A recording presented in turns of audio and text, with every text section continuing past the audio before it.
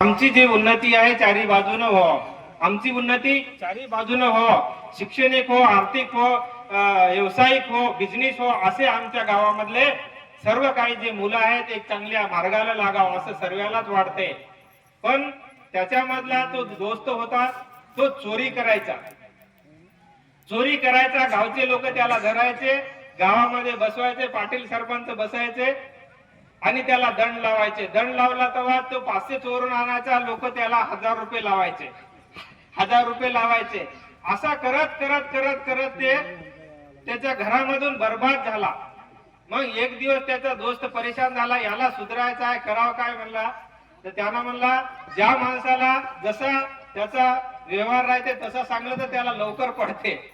त्यानं त्याला काय सांगितलं म्हणे, एका फलाण्या जागी एक जंगल आहे, तिथे साधू संत लोक राहते आणि ते भोयार आहे, त्या भोयारामध्ये सोनं राहते म्हणला. त्या भोयारामध्ये सोनं राहते. सोनं म्हणलं की याला चोरी करणार माणूस याला लय खुशी आली.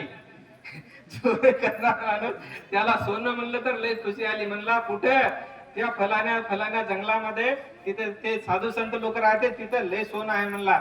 मग त्याला करायचं कसं म्हणला, एक काम कर म्हणला, तू तिथे गेल्यानंतर ते लोक जसे करतात तसे कर म्हणला. ते लोक जसे करतात तसे कर म्हणला. मग ते कसं म्हणले, ते सकाळी उठतात, आंघोळ धुतात, कोणी ध्यानाला बसते, कोणी ग्रंथ वाचवते, कोणी भजन बनते. ज्या टीम मध्ये बसला तसंच कर म्हणला. तू ठीक आहे म्हणला. सकाळी उठायचा आणि ते कोणी ध्यानाला बसलं तर त्याच्या संग तू कापी मारायचा, मनानं नाही बसायचा. तू कापी मारायचा. कोणी भजन म्हणायला तर मागे टाळी वाजवायचा. दुसरा कोणी काही वाचवत आहे तर उगाच मुंडका हलवत बसवायचा. असा करत करत करत काही दिवस त्याला 1 महिना गेला, 2 महिना गेला, 3 महिना गेला. चोरी करायला ते सोनं कुठं आहे त्याला माहित व्हावं म्हणलं तर लय वेळ लागेल ना, एवढे लवकर थोडं सोनं माहित होणार आहे. असं होत होत महिना गेला, 2 महिना गेला, 3 महिना गेला, असं होत होत 6 महिने गेले. त्याला काय त्याची जे रोजची जे दिनचर्या आहे, त्या ध्यानाची भजनाची याच्यातच त्याचा टाइम चालला. ते सोनं कुठं आहे त्याला काही पताच लागत नाही आहे.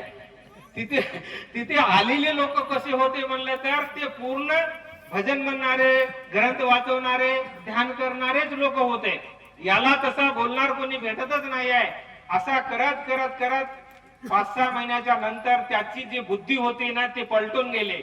ते चोरी जे करायची होती ते पलटून गेली आणि तो बी त्याच्या संगच भजन ध्यान करायला हळूहळू त्याच्या सोबत वाचवायला लागला. मग एक दिवस त्याला विचार आला आणि असे बसले, विचार करत बसला. मग त्याने एका बाजूच्या माणसाला सांगला, मी इथं कशाला आलो माहित आहे का म्हणून म्हणला. एका दोस्ती झाली त्याच्यासोबत एका माणसाजवळ. कशाला आला म्हणला, मी आलो म्हणला इथं चोरी करायला. कशाला चोरी करायला आलो म्हणला, आणि या सर्व लोकांसोबत ध्यानाला बस, भजन म्हण, ते ग्रंथ ऐक, असं म्हणण्यामध्ये म्हणला माझी ते चोरी करायचे ते कोणीकडे भुलूनच गेलो म्हणला. ते भुलूनच गेलो म्हणला. खरं सांगायला म्हणला तुम्हाला त्या माणसाला. तर म्हणला मग आता करायची असेल तर करणं म्हणला. मग कशाची चोरी, तिथे कुठेतरी सोनं आहे. हो लय सोनं आहे, जाय म्हणला मध्ये घेऊन ये. नाही म्हणला, बस झालं बा म्हणला, तुम्ही एवढे लोक इथं आले, तुम्ही इथं किती आनंदानं राहता. कोणी ध्यान करते, कोणी भजन करते, आणि मला शेती आहे, बाडी आहे, घरची पत्नी आहे, लेकरं आहे, सर्व काही आहे म्हणला. तुम्हाला काही नसून तुम्ही किती बेफिकीर आहे म्हणला. मीच कशाला करू म्हणला. असं हे संगतीचा परिणाम राहते. हे कशाचा, हे संगतीचा परिणाम आहे. म्हणताना लोहा पारसा लागला ते मोठा सागरी मिळाला. असे आमचा हे आजचा सत्संग आहे. जर थेंब किती गलीस राहिला ना, थेंब नदीमध्ये नेऊन टाका. तुम्ही तांब्याभर गलीस पाणी तुम्ही नदीमध्ये टाका, ते समुद्र होऊन जाते, गंगेसारखं होऊन जाते. म्हणून आम्हाला बी संताचे एखादं जरी आम्ही वाक्य घेतलं आणि त्याच्या वाक्यावर जर आम्ही बी चाललं तर नर करणी करे तो नरका नारायण हो म्हणला. आम्ही बी कोणाचं ऐकलं, साधू संतांचे वचन ऐकलं तर आम्ही बी एक की नर करणी करे तो नरका नारायण हो म्हणले. आणि माणसाचे देव झाले. कुणाचे, जनाबाई, मीराबाई हो, बाबाजी आपण देव म्हणता है ना. जेवढे बी तुकाराम महाराज हो, जेवढे बी आहे त्यांना आपण देव म्हणता. कशामुळे म्हणता की त्यांनी संगत तशी केली, म्हणून आम्ही जशी संगत करतो तसे आम्ही बनतो. म्हणून आज इथला जे जे सत्संग आहे, खरंच आम्ही याच्यातून एखादी जरी गोष्ट जीवनामध्ये घेतली, नाम घेता वाया गेला ऐसा कोणी ऐकला का, आम्ही एखादी जरी जीवनामध्ये एखादी जरी वाक्य घेतलं आणि ते वाक्य बाबाजीने म्हणले ध्यान समस्त फलोका परदाता आहे, इथूनच मला सर्व काही मिळालं आणि तुम्हाला मिळाल्यामुळेच तुम्ही एवढे लोक आतापर्यंत इथं बसलेत, आई बहिणी तुम्ही इथं बसला, ते समोर एवढे मोठे मोठे वडील आहेत, तुम्ही एवढे बसलात, कशामुळे काही ना काहीतरी तुम्हाला अनुभव आला असेल, या बाबाजीच्या गोष्टी ऐकल्या, या मार्गावर तुम्ही चालले, काही ना काही तुम्हाला अनुभव आला ना, तेव्हाच एवढे लोक तुम्ही जमवायलेत, एवढे लोक पटनापूरला आले, कुणाला कुणाला अलग अलग अनुभव आहे. मी बरेच लोक बघतो तर कोणी घरामध्ये ते वडील अलगच सांगते, ते घरामधली पत्नी अलगच सांगते, मुलं अलगच सांगते, असं ज्याचा त्याला अनुभव आहे, सांगायचा नाही आहे. आता तिथं त्यांनी म्हणले ना, दादा म्हणले की हे हवा आहे ना, हवा आहे त्याला धर म्हणलं तर दाखवता येते का, नाही म्हणलं ना दादा, आताच म्हणला ना हवा आहे दाखव ना कशी आहे, दाखवता येत नाही का, असं आम्हाला बी अनुभव आलेले आहे, तुम्हाला अनुभव आलेले आहे, पण ते दाखवायचे नसतात असं आहे. म्हणून सिर्फ ते आम्हाला अनुभव घ्यायचे असतात आणि त्या आम्हाला जे सुख मिळालं तेच सुख आम्हाला आम्हाला मिळावं. आमचे जे काही समोरची पिढी आहे, आमचे मुलं बाळा आहे, आणि मला ते तुकडोजी महाराजाचा एक शब्द आवडते, कोवळ्या कोवळ्या माझी लोकले ज्ञानेश्वर शिवाजी उपस्था परगडते महापुरुष म्हणले. आपले मुलं आहेत, त्यांना चांगले संस्कार द्या, त्यांना शिक्षण द्या, ते आपल्या घराचं भविष्य आहे, आपल्या गावाचं भविष्य आहे.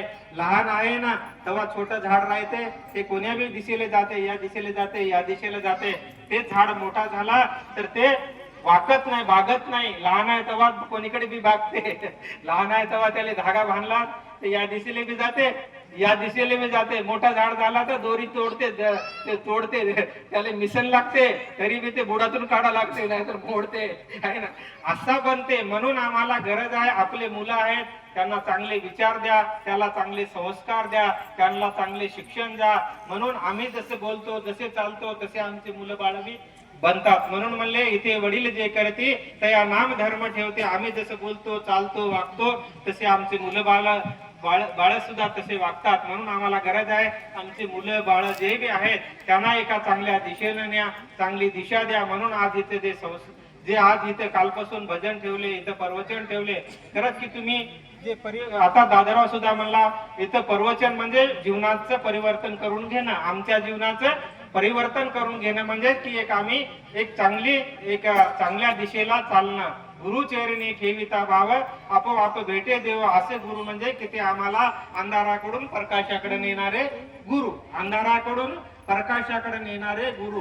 अशा आम्ही जर तशा रस्त्यानं जर चाललं तर आमचं जीवन खूप चांगल्या पद्धतीनं आमचं जीवन चांगलं होणार आहे. आणि खरंच तो आज इथं तुम्ही एवढं बसलेत, आम्हाला काय बाबाजीने काय लय ज्ञान दिलं का, तुमच्यासारखंच तुम्ही आणि आम्ही काय वेगळे आहो का, आम्ही बी पहिल्याच पायरीवर आहे. फरक एवढाच आहे ना की आम्ही बाबाजीचा मुलगा आहो, आम्ही पटनापूरचे आहो, म्हणून आम्हाला माईक दिलाय.